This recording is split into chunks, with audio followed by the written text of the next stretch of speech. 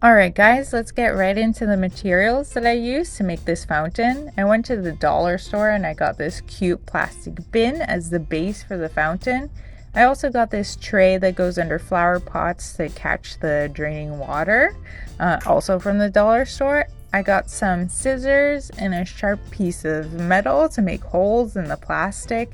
I also got this tiny little water pump from the pond section of the garden center, the smallest one I could find, and tubing from the aquarium section of the pet store. This tubing was actually too small, so shoved some pliers in there, ran it under hot water, and slowly opened the pliers to make it fit. You could also just get bigger tubing, but that's what I did. And I also have some rocks, also from the dollar store, as a part of this fountain. So I started with the tray and I made a hole in the middle so that the tube would go through it, because what I want to do is put this tray into the bucket so that it kind of fits snugly near the top of it, and then have the tube come through and shoot water up. So I started with the metal piece. This is a gorilla hook. It's put into drywall to hang picture frames and things like that. But it's basically just a sharp piece of metal, and it actually worked really well to make holes into the plastic pieces that I had. I made that guiding hole, and then I used the scissors to make the hole bigger. I'm just using trial and error to try to shove that tube through and make the fit as snug as possible, because I don't want the water to drain back down the sides of the tube either. But basically here we have the water shoot up, go into the tray, and then next I'm going to make a bunch of holes all the way around so that water can drain back down into the bucket. I'm using the gorilla hook again. I'm making the holes in the little flower dips, basically the lowest part of the tray, and this will allow the water to drain into the bucket, and that's how we get that nice waterfall sound from the water falling from a height into the bottom.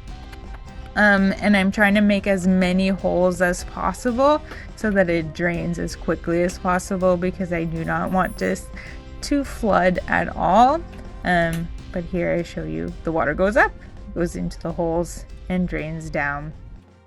Next, I'm just placing the tray into the bucket to get it to fit snugly, and then I'm finding where I can make a hole right underneath for the cord of the pump to go through, because we need a place for it to exit. And I'm trying to make this as watertight or airtight as possible, because I don't want any mosquitoes to go in.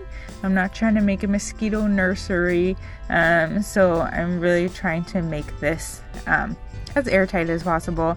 I made a guiding hole once again with the gorilla hook, which I was very thankful for, because afterwards when I used the scissors to make the notch there for the wire to fit, it kind of broke, the plastic broke towards the hole, so it wasn't an issue.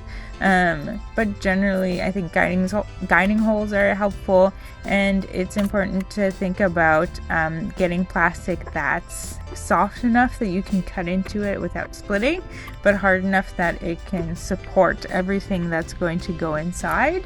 But this is just showing me cutting that notch to have the wire go through.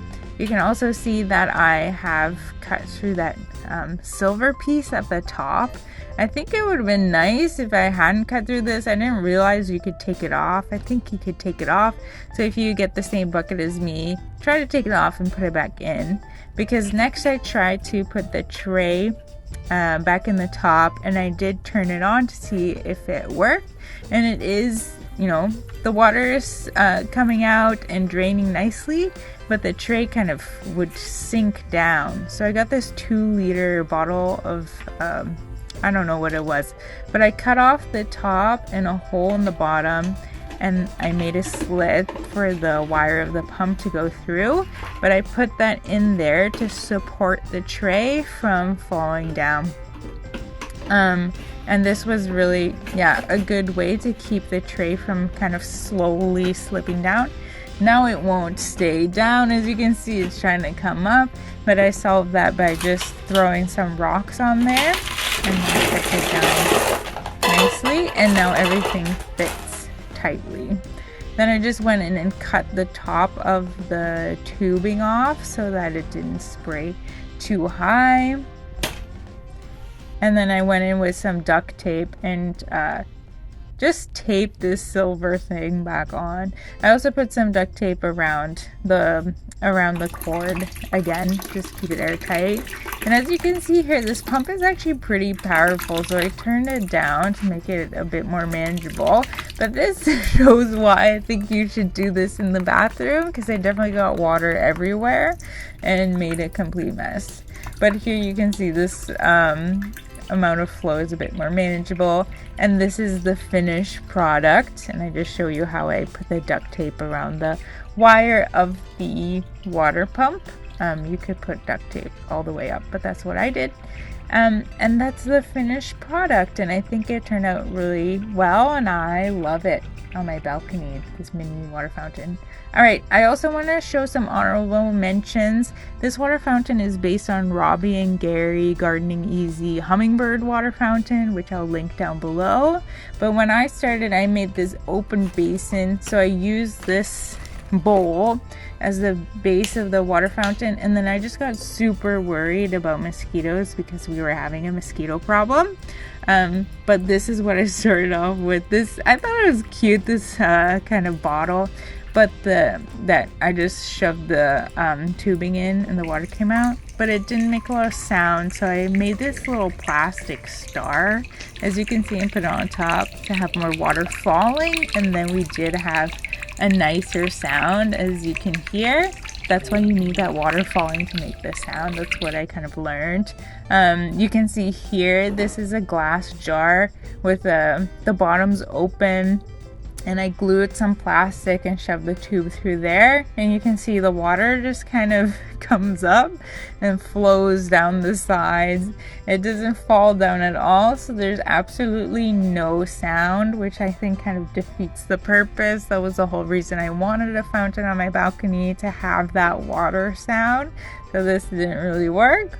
And then this is the last one that I wanted to show you, where I just got some rocks from the pet store and stacked them up, and I'll kind of turn around it and show you how I just took the tube and shoved it in between the rocks, and that actually did kind of work nicely. It doesn't look as great in the basin, but yeah, that's an idea too, if you don't have to deal with mosquitoes. But yeah, that's what I did. Thanks so much for watching. I hope you enjoyed.